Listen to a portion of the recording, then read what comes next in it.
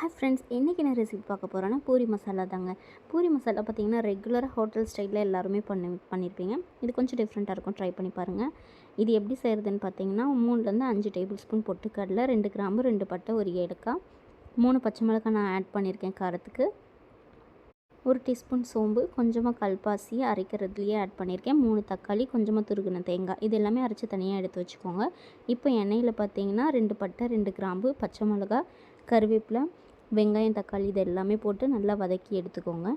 இப்போ நல்லா வதங்கினதுக்கப்புறமா அரைச்சி வச்ச மசாலா ஆட் பண்ணிக்கோங்க. இந்த மசாலா கூட தேவையான அளவுக்கு தண்ணி ஆட் பண்ணி தனியாக இது மட்டும் நல்லா கொதி வர அளவுக்கு எடுத்துக்கோங்க. ஒரு 10 மினிட்ஸ் நல்லா கொதித்து சுண்டி வரணும். பூரி மசாலா மாதிரி கொஞ்சம் கெட்டியான பதத்துக்கு வரும்.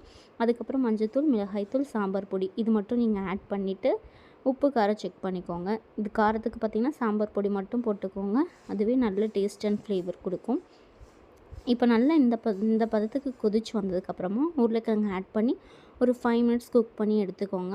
நல்லா உருளைக்கிழங்குல மிக்ஸ் ஆகணும். அதுக்கப்புறம் பார்த்திங்கன்னா ஃபைனலாக கொத்தமல்லி தழை போட்டு இறக்கிக்கோங்க.